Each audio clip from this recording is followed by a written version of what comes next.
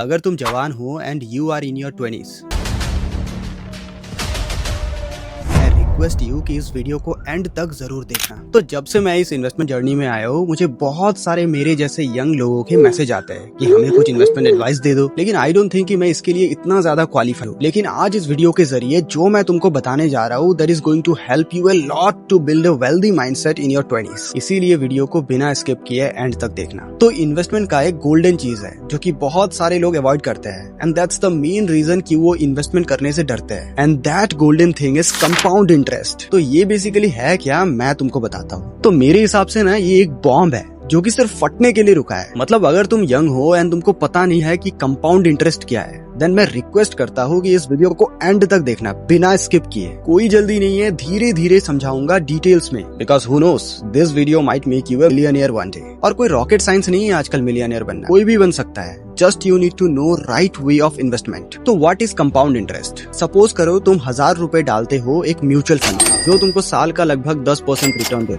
1000 रुपए का 10% यानी कि तुम्हारा रिटर्न हुआ 100 रुपए। तो पहले साल के एंड में तुमको तुम्हारा प्रिंसिपल अमाउंट 1000 रुपए प्लस उसके ऊपर वो इंटरेस्ट 100 रुपए, मतलब टोटल तुमको मिलेंगे 1100 रुपए। यहाँ तक क्लियर है? अब तुम उन पैसों को टच नहीं करते हो, वहीं पे रहने देते हो। तो अगले साल तुमको जब 10% रिटर्न मिलेगा, तुमको वो 1000 रुपए पे नहीं मिलेगा, पूरे के पूरे 1100 रुपए पे इंटरेस्ट मिलेगा। सोच सकते हो? यानी कि अगर तुम अपने पैसे को वहीं पे छोड़ते हो, देन अगले साल तुमको 1100 रुपए तो मिलेंगे ही, लेकिन 1100 रुपए के ऊपर और 10% इंटरेस्ट जोड़ लो, यानी कि तुमको मिलेंगे टोटल 1210 रुपए। अब तुम इसको भी टच मत करो, अब उसके भी अगले साल 1210 रुपए के ऊपर और 10% इंटरेस्ट जोड़ लो, यानी कि तुमको मिलेंगे टोटल 1331 रुपए, और उसके अगले साल 1464 रुपए। सो देखा तुमने, अगर तुमने अपने अमाउंट को समय के साथ ग्रो होने दिया, तो उस ग्रोथ के ऊपर जब इंटरेस्ट लगता है, उसे ही हम कहते हैं कंपाउंड इंटरेस्ट। समझ में आया? तो ठीक है, इतना तो हम समझ गए। अब मैं तुमको एक एग्जांपल देता हूँ जिससे तुम्हारा दिमाग लिटरली हिल जाएगा। तो मान लो कि मेरा एक दोस्त है विजय, और विजय की उम्र है 25 साल। तो 25 साल की उम्र में विजय डिसाइड करता है कि मैं हर महीने 50,000 रुपए इन्वेस्ट करूंगा, यानी कि हर साल वो टोटल 6 लाख रुपए इन्वेस्ट करता है। नाउ सपोज कि विजय अगले 10 सालों तक ऐसे ही 50,000 रुपए हर महीने इन्वेस्ट करता है, यानी कि एनुअली वो 6 लाख रुपए इन्वेस्ट करता है, यानी कि by the time he is 35 उसने 60 लाख रुपए इन्वेस्ट किए। अब सपोज करो कि 35 साल की उम्र में विजय डिसाइड करता है कि अब बहुत हो गए, अब मुझे और इन्वेस्ट नहीं करना। सो अब 35 से लेके 60 की एज तक विजय ने एक सिंगल अमाउंट भी इन्वेस्ट नहीं किया, उन 60 लाख को वहीं के वहीं पड़े रहने दी। अब विजय की ये डेडिकेशन टुवर्ड्स इन्वेस्टमेंट देख के मैं बड़ा इंप्रेस हो जाता हूँ। तो मैं क्या करता हूँ कि 33 की एज में इन्वेस्टमेंट स्टार्ट कर देता हूँ। तो मैं भी विजय की तरह हर महीने 50,000 रुपए डालना शुरू कर देता हूँ, यानी कि मेरा भी एनुअल इन्वेस्टमेंट हो गया 6 लाख रुपए। अब विजय की तरह मैं 35 की एज में इन्वेस्टमेंट करना छोड़ता नहीं हूँ, मैं कंटिन्यू रखता हूँ, और 60 साल की एज तक मैं इन्वेस्ट करता रहता हूँ। अब 60 साल की एज तक मेरी टोटल इन्वेस्टमेंट पूल होगी 1.62 करोड़।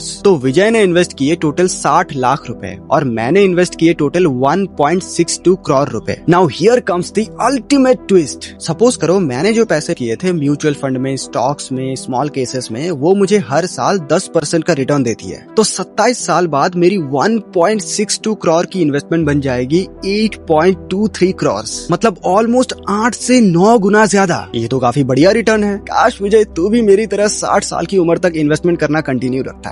यार क्या ही कर सकता है। तो चलो अब विजय का भी कॉर्पस देख ही लेते हैं। तो विजय ने भी मेरी तरह से म्यूचुअल फंड, स्टॉक्स या स्मॉल केसेस में इन्वेस्ट किया, और उसको भी एनुअली करीब 10% के करीब रिटर्न मिलता है। लेकिन जैसे मैंने तुमको बोला, विजय ने 25 साल की उम्र में शुरू किया और 60 साल तक उन पैसों को वहीं पे रहने दिया। भले ही उसने 35 साल में बंद कर दिया था इन्वेस्टमेंट, लेकिन उसने निकाला नहीं था पूरे के पूरे 60 लाख रुपए। तो विजय के 60 लाख बन जाते हैं 11.18 करोड़।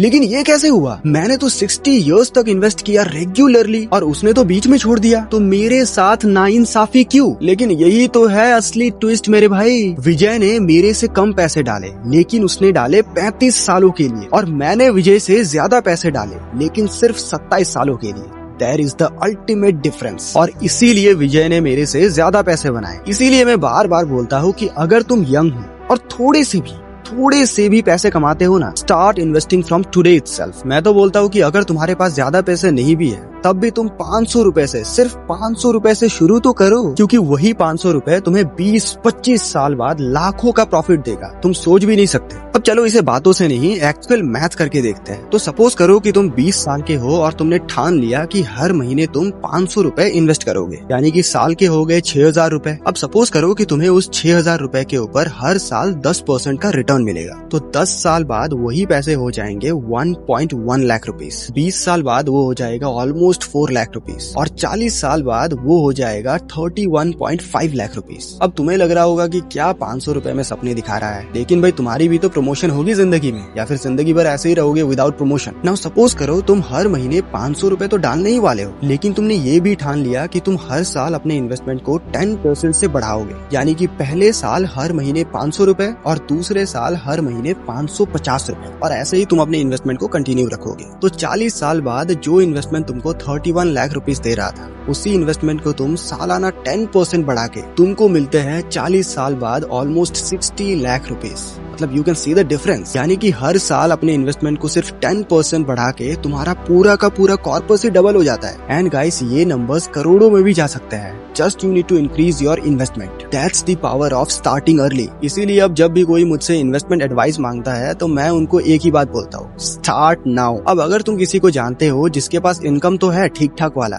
लेकिन they haven't start investing yet, then उनके साथ ये वीडियो शेयर करो। उनकी जिंदगी बदल सकती है इस वीडियो के बाद, और क्या पता इस वीडियो के बाद दे विल स्टार्ट इन्वेस्टिंग। और इस वीडियो से तुमने कुछ भी सीखा, even a small learning, comment करके जरूर बताना, और चैनल को सब्सक्राइब करना मत भूलना, क्योंकि ऐसे ही अमेजिंग फाइनेंशियल कंटेंट मैं इस चैनल पे लाता रहता हूँ। Till then, bye bye.